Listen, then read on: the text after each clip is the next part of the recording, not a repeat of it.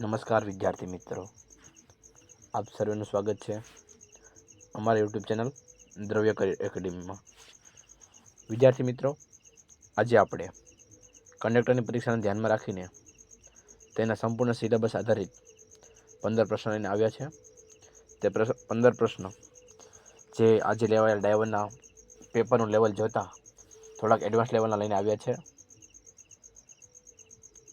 અને આપણે યુટ્યુબ ચેનલમાં 1000 સબસ્ક્રાઈબરની ખૂબ જ નજીક છે. તો વિદ્યાર્થી મિત્રો, તમને અમારો વિડીયો કોઈ પણ પરીક્ષામાં હેલ્પફુલ નીવડે તો અમારા ચેનલને લાઇક, શેર અને સબસ્ક્રાઈબ કરવા વિનંતી. તેમજ આ અન્ય વિદ્યાર્થીઓને શેર કરવા પણ નમ્ર વિનંતી. તો વિદ્યાર્થી મિત્રો, આજે આપણે જોવાના છીએ કંડક્ટરની પરીક્ષાને ધ્યાનમાં રાખીને અગત્યના 15 પ્રશ્નો. જેમાંનો પ્રશ્ન નંબર પ્રથમ: જીએસઆરટીસીની નિગમની ઓનલાઈન વેબસાઇટ કઈ છે?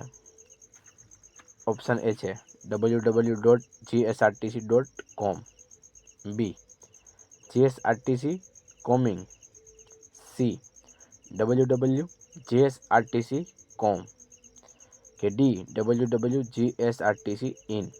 તો વિદ્યાર્થી મિત્રો, પરીક્ષામાં તમને જીએસઆરટીસી નિગમની ઓનલાઈન વેબસાઇટ પણ પૂછાઈ શકે છે. તો તેનો રાઇટ આન્સર છે ઓપ્શન ડી કે www.gsrtc.in, નહીં કે કોમ, અહીં ઇન આવશે.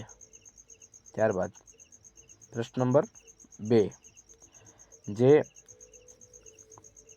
કંડક્ટરની પરીક્ષાને ધ્યાનમાં રાખીને ઇલેક્ટ્રોનિક એટીએમ મશીન વિશેનો છે. પ્રશ્ન નંબર 2, એટીએમ ટિકિટ મશીનનું પૂરું નામ જણાવો. ઓપ્શન એ છે electronic teller machine, option B છે electric task machine, option C છે ઇલેક્ટ્રોનિક ટિકિટિંગ મશીન કે ડી નન.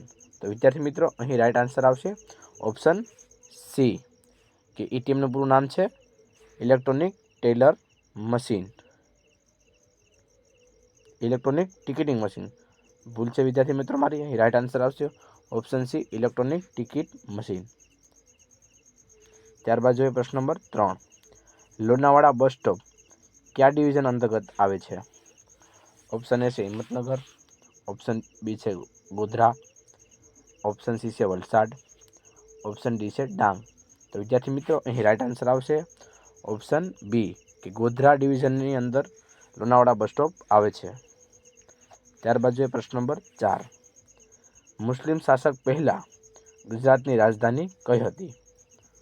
ઓપ્શન એ છે કર્ણાવતી, ઓપ્શન બી છે પાટણ, ઓપ્શન સી છે વડોદરા, ઓપ્શન ડી છે ચાંપાનેર.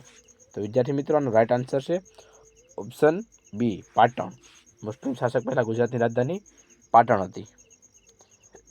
ત્યારબાદ જોઈએ પ્રશ્ન નંબર 5, આ દુનિયામાં મારું કોણ?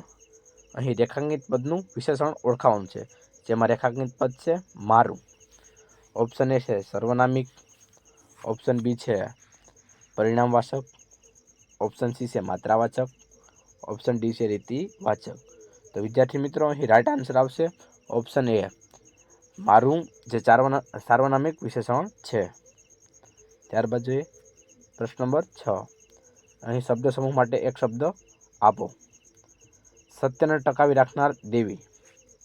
ઓપ્શન એ છે સત્યદેવી, ઓપ્શન બી છે હિમદ્રી કન્યા, ઓપ્શન સી છે સાવિત્રી કે ઓપ્શન ડી છે ઋતુંભરા. તો વિદ્યાર્થી મિત્રો, અહીં રાઇટ આન્સર છે ઓપ્શન ડી ઋતુંભરા. સત્યને ટકાવી રાખનાર દેવીને ઋતુંભરા કહેવામાં આવે છે. ત્યારબાદ જોઈએ પ્રશ્ન નંબર 4, HTML ફાઇલનું એક્ઝિક્યુશન ક્યાંથી થાય છે? ઓપ્શન એ છે MS વર્ડ, ઓપ્શન બી છે નોટપેડ, ઓપ્શન સી છે MS એક્સેલ, ઓપ્શન ડી છે ડોક. તો વિદ્યાર્થી મિત્રો, આનો રાઇટ આન્સર છે ઓપ્શન બી નોટપેડ. HTML ફાઇલનું એક્ઝિક્યુશન નોટપેડમાં થાય છે. ત્યારબાદ જોઈએ પ્રશ્ન નંબર 8, MS ઓફિસ પેકેજમાં કયા પ્રોગ્રામનો સમાવેશ થતો નથી? ઓપ્શન એ છે Word, option B Excel, option C Writer કે ઓપ્શન ડી એક્સેસ. તો વિદ્યાર્થી મિત્રો, અહીં રાઇટ આન્સર આવશે ઓપ્શન સી MS ઓફિસ પેકેજમાં રાઇટરનો સમાવેશ થતો નથી. ત્યારબાદ જોઈએ પ્રશ્ન નંબર 9, અમદાવાદ શહેરની MJ લાઇબ્રેરીના ભવનનું સ્થાપત્ય કઈ શૈલીનું છે? ઓપ્શન એ છે ગોથિક, ઓપ્શન બી છે ઇન્ડો ઇસ્લામિક, ઓપ્શન સી છે જયપુરી, ઓપ્શન ડી છે વિક્ટોરિયન. તો વિદ્યાર્થી મિત્રો અહીં રાઈટ આન્સર આવશે ઓપ્શન બી જયપુરી. અમદાવાદ શહેરની એમજે લાઇબ્રેરી ભવનનું સ્થાપત્ય જયપુરી છે. ત્યારબાદ જોઈએ પ્રશ્ન નંબર 10. ગુજરાતમાં સૌપ્રથમ વીજળીના ગોળાનો ઉપયોગ ક્યાં કરવામાં આવ્યો હતો? ઓપ્શન એ છે અમદાવાદ, ઓપ્શન બી છે વડોદરા, ઓપ્શન સી છે જામનગર, ઓપ્શન ડી છે મોરબી. તો વિદ્યાર્થી મિત્રો અહીં રાઈટ આન્સર આવશે ઓપ્શન એ અમદાવાદમાં આવેલા ભદ્રના કિલ્લાના ટાવર ઉપર સૌપ્રથમ વીજળીના ગોળાનો ઉપયોગ કરવામાં આવ્યો હતો. ત્યારબાદ 11મો પ્રશ્ન જે રોડ સેફટીનો છે. ચિત્રમાં આપેલી આકૃતિ શું દર્શાવે છે? અહીંયા જે ચિત્રમાં આપેલી આકૃતિ છે તે શું દર્શાવે છે? ઓપ્શન એ આગળ આરોગ્ય કેન્દ્ર છે, ઓપ્શન બી આગળ શાળા છે, ઓપ્શન સી આગળ બાળકોની ટુકડી છે, ઓપ્શન ડી વાહન જલ્દી આંકો.